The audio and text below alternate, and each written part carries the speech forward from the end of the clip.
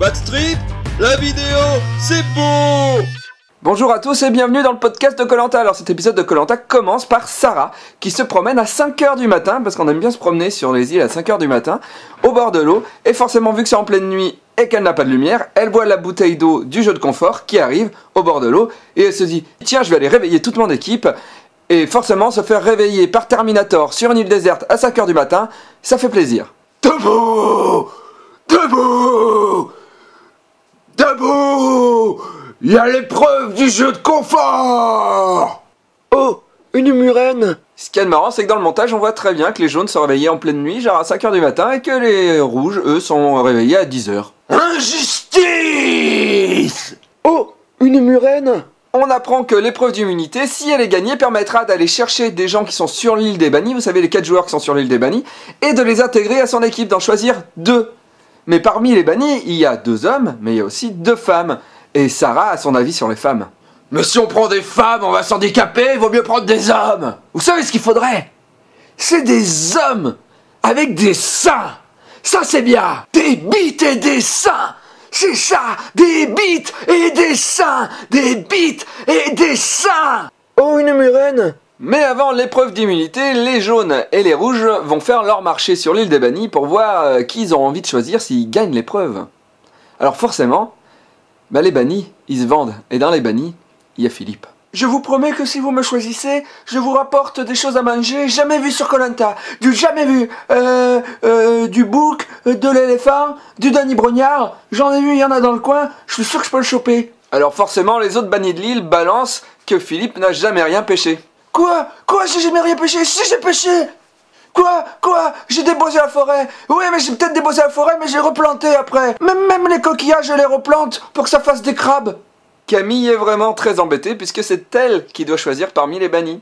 Et elle dit: eh ben, ça me fait un gros poids lourd sur les épaules. Il semblerait que la benne soit pleine. Oh, une murène.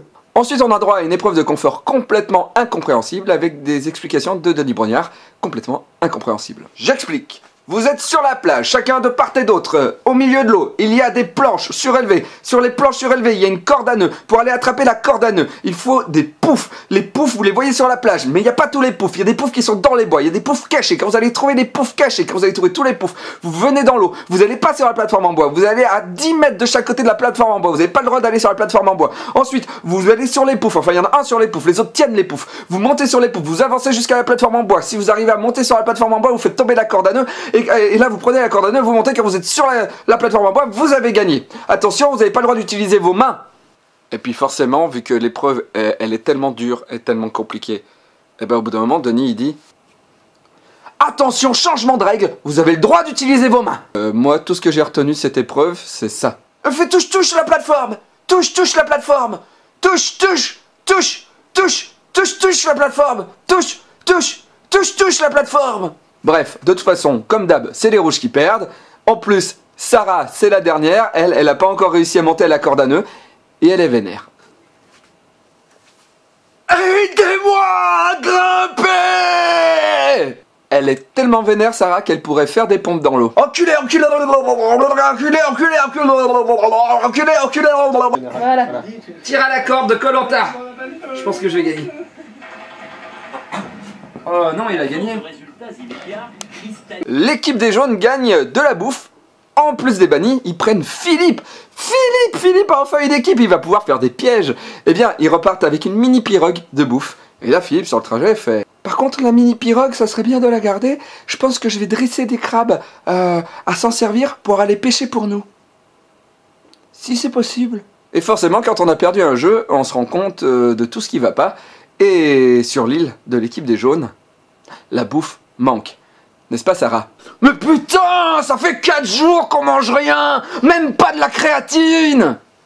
Philippe fabrique des pièges, plein de pièges, mais toujours pas de résultat. Enfin si, il fabrique un bambou de 6 mètres de haut, avec au bout un coupe-coupe hyper coupant, noué juste avec un foulard, pour faire tomber des noix de coco.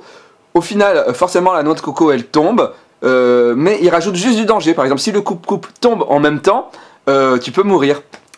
Philippe, l'effet Philippe, hein. MacGyver. On a MacGyver et Rambo. Je suis pas Rambo!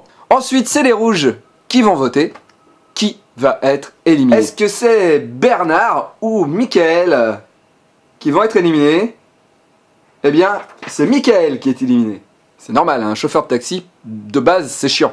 Mais alors en plus, un chauffeur de taxi sur une île sans taxi, je vois pas l'intérêt. Je suis pas content du départ de Michael. C'était mon ami et en plus, c'était avec lui que j'avais vu la Murène. Et ce Koh-Lanta se termine sur la très très belle phrase de Michael et je vous laisse avec ça. Bon, mon départ, c'est un coup de poignard dans le dos. Hein. De toute façon, ça s'est vu. Hein. Ils étaient tous surpris. Personne ne se doutait qu'ils allaient voter contre moi. Hein. Pourtant, que la montagne est belle. Ce résumé de Koh-Lanta est terminé.